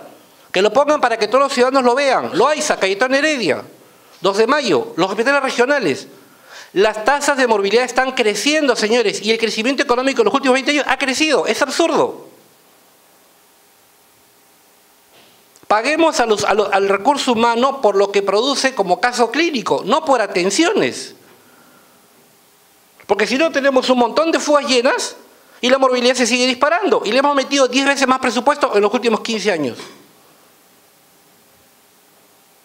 O sea, estas cosas no son políticamente aceptables para conversar. Aquí se puede conversar, ¿no? Entonces, el economista, y me clono, ¿no? Necesitamos que no se llame gasto público, inversión en salud. No voy a pagar por más consultas, voy a pagar por más casos clínicos resueltos. Si tengo que invertir para que no haya casos complicados, tengo que invertirlo en el primer nivel. La mejor inversión es el primer nivel. Los países del primer mundo y países acá en América Latina, como Colombia o Costa Rica o el propio Chile con sus defectos, están en mejor posición porque siquiera tienen un primer nivel. Nosotros lo estamos destruyendo y desapareciendo. Y seguir pagando tarifas basadas en prestaciones de salud es darle más gusto a los señores del MEF para que ustedes cada vez les den más migajas y el sistema de salud esté peor. Y quitémosle el nombre al CIS. El CIS no es una yafa, porque solamente es 20% de una yafa, es una yafa incompleta. Para que el CIS sea una yafa, necesita el otro 80% de la plata que no se la quieren dar. Si el CIS tiene el 100% de la plata, díganme ustedes si el hospital público no le saca una cita para conversar. Hoy en día un jefe de un UDR va a un hospital regional a tocar la puerta para que lo atienda y ni siquiera lo recibe. No tiene influencia, no tiene, ¿qué impacta el 10%? ¿Para qué voy a conversar con él? Es una yafa incompleta, es una yafa que todavía está atrofiada, dicen ustedes, ¿no? O sea, no se ha convertido todavía en yafa, está en capullo, no llegó a ser mariposa, ¿no? Ya que está de moda eso. Y en cuanto al sistema de información, y con eso termino, si yo tenía un presupuesto en el CIS de 300 millones y pasé a 500, de 500 a 800, y en un año, antes de que se vaya Humala, le metí el 100% del doble y me lo gasté todo, y tuve al mismo digitador de menos de 1.500 soles con 37 software que tiene que llenar, eso es eficiencia, creo, ¿no? Y finalmente, con todo respeto, sueño con ver una huelga médica en la que se le diga a cualquier gobierno de turno, hasta que no inviertas en presupuestar 50.000 o 100.000 plazas de médico de familia en el país, presupuestadas para que nadie las quite, esto no va a cambiar. Y en paralelo, que en cada organización haya por lo menos un policlínico, por respeto al ciudadano que paga sus impuestos en un país tan rico en minería. Disculpe. Gracias, Alberto. Willy Solís, por favor. Creo que hubiera cambiado de número. A ver, yo tomé nota de todas las inquietudes que se habían planteado desde la pregunta directa que le hicieron sobre si se va a pagar la deuda o no se va a pagar la deuda. Y hay varios temas pendientes que no hemos conversado, me gustaría enunciárselos al menos. No hemos hablado sobre estudio actuarial, ¿sí? ¿Cuál es la relevancia de tener el estudio actuarial? ¿Qué pasó con el que se intentó hacer? No hemos hablado de tarifas, aunque se han mencionado tangencialmente, pero la problemática de tarifas cruza con el gran problema de que en las IPRES el sí solamente es una partecita, ¿no? Entonces se plantean tarifas con costo variable. Sí, pues, pero ¿y los costos fijos cómo están? Totalmente desfinanciados. Entonces, lo que se está asignando y se está planteando como tarifario tiene ahí unas dificultades. Y el otro punto no tratado a fondo, o al menos comentado más en detalle, es el tema de cómo enfrentamos la subcobertura y cómo enfrentamos la filtración. O sea, operacionalmente, cómo salimos de esa problemática, que es altamente sustantiva en las decisiones de asignar recursos. Estoy de acuerdo con el tema de que el problema va más allá del CIS, por eso ustedes habrán podido percibir que los comentarios han ido por arriba del LAUS, por el tema de los derechos de la salud, por el tema constitucional, el marco normativo. Y ahí hay un gran todavía pendiente por trabajar, ¿no? El tema, esa pregunta bacán que le hicieron a Alberto, de si fueras ministro de Economía, ¿qué deberías hacer? Es un reto, ¿no? Es un reto. A ver, como colegio médico y con el perdón de nuestro señor decano, ¿qué hacemos? ¿Sí? ¿Por dónde caminamos?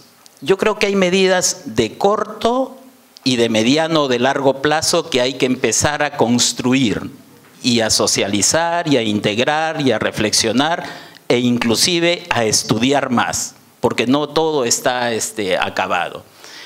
La primera de ellas es liderazgo. Necesitamos que el colegio médico lidere esta gran restricción, esta gran dificultad que tenemos como sistema de salud, ¿sí? Que tiene muchos elementos, muchas aristas, como se ha mencionado. Ese liderazgo es fundamental. No lo vemos en el actual gobierno, lamentablemente, ¿sí? No lo vemos en el Poder Ejecutivo. Y en el Poder Legislativo es una suerte de intereses particulares. Les cuento una pequeña anécdota nada más. Se reunió la Comisión de Salud en el auditorio de un hospital grande, un hospital nacional, con presencia de ministros, con presencia de todos los miembros, los congresistas de esta comisión. Se establecieron una hoja de ruta, ¿sí? Y no se hizo absolutamente nada. Y ahí hay una gran dificultad en el poder legislativo, no solamente en el ejecutivo. Entonces, un segundo, o sea, les había planteado liderazgo y hay que construirlo. Un segundo punto es un acuerdo nacional de la aprobación de la hoja de ruta que tenemos que imprimir para enfrentar esta gran restricción, esta gran dificultad que tenemos todos los peruanos en la atención de la salud. O sea, si no llegamos a acuerdos mínimos, y eso requiere una gran construcción de relaciones políticas, institucionales, de un equipo de profesionales ad hoc para hacer esa tarea. Porque si no, solamente van a quedar en buenos deseos. La tercera medida es lo que planteaba Alberto, pero yo le pongo una palabra adicional, ¿sí? No nos engañemos que va a haber inversión pública. Eso es un sueño de opio en este momento. El Hospital Loaiza tiene un presupuesto en su PIN 270 millones de soles. ¿Saben cuánto empieza a recibir en enero, en febrero, que le empiezan a llegar los recursos, febrero, marzo? ¿Cuánto es su PIA en todo caso? 150 millones de soles. Y todos nuestros hospitales están trabajando en forma deficitaria. No se puede hacer planificación de compras, no se puede hacer planificación de recursos, ni siquiera el PAC, porque el PAC solamente el 15 de enero es un juego de letras y de tablas y de números, pero que no responden realmente a la realidad. Entonces, ¿qué necesitamos? Inversión privada. Y eso no significa privatizar los servicios de salud para nada. Pero tenemos que hacer los estudios, tenemos que analizar qué es lo que conviene más y cómo conviene, de qué forma lo tenemos que hacer. Y tenemos que hacerlo con todas las letras y con todos los aspectos técnicos, científicos que estén a nuestro alcance. Medidas de mediano y de largo plazo, que también las comentó Alberto en relación al tema de manejarnos más por resultados.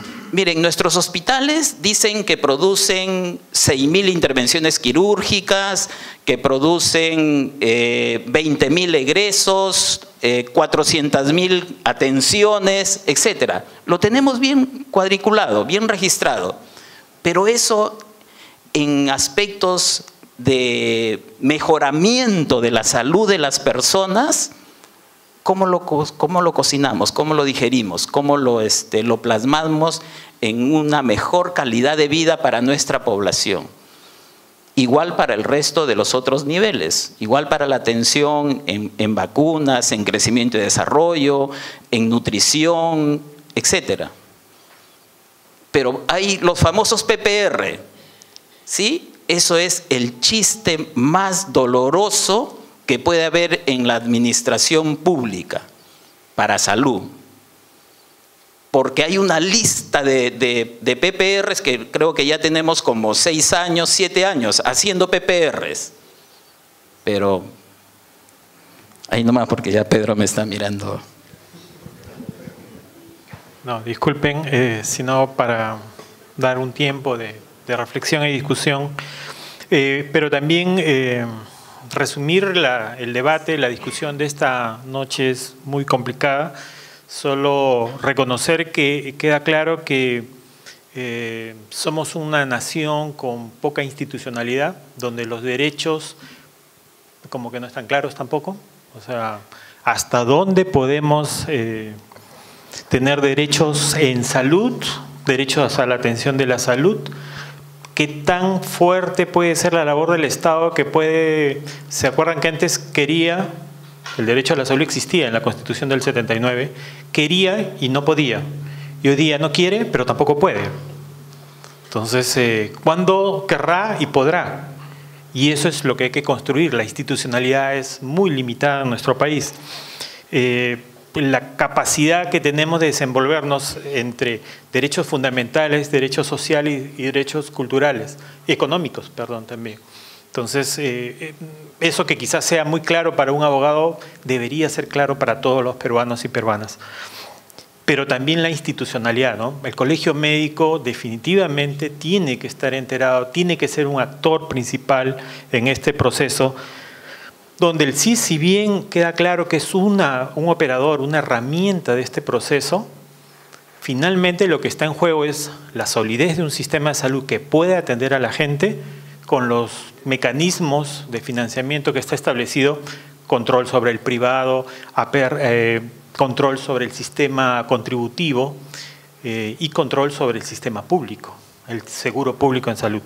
Definitivamente tenemos que proponer por dónde debe ir el CIS ahora, como se ha mencionado en los tres ponentes, en los colegas que han participado, queda claro que el CIS como está no está cumpliendo su cometido y tiene que ser reformulado en el marco también de cambios importantes en el sistema. ¿A dónde va el CIS? Es algo que todavía no podemos lamentablemente decirlo esta noche, pero sí son las tareas que nos queda como colegio médico. El decano nacional, la decana del Consejo Regional están acá, han escuchado y se están llevando el reto. Yo no quiero seguir diciendo más que algo importante, como decían los ponentes. Normalmente los países que tienen conciencia de su desarrollo asignan más fondos a salud y educación. Nosotros estamos entre los más bajos de América Latina, del mundo en general. Somos de hierro, somos de acero, porque con solo 2,5 queremos estar sanos. Con solo 5 o 6% queremos ser educados. Y ustedes saben que solo con educación y salud se logra el desarrollo. Si estamos en esas condiciones de asignación presupuestal, eso no da para más. Entonces eso, y justo lo que decían los colegas, eso obliga a establecer nuevas relaciones entre la ciudadanía y el Estado, ¿no?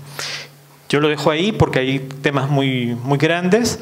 Agradecemos la participación. El señor decano va a hacer unas palabras y nosotros luego vamos a entregar unos documentos. Muchas gracias. Entonces hemos llegado al cierre de este evento.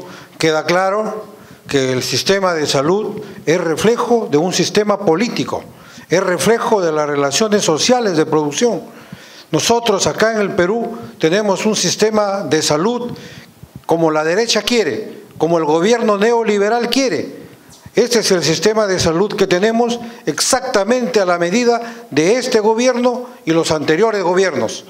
Queda claro que el CIS es un pequeño problema, que el problema de fondo es el sistema de salud. Y hoy lo hemos abordado tangencialmente, apenas hemos enumerado el problema en sí. Hace falta entonces convocar nuevos eventos para discutir el problema del sistema de salud.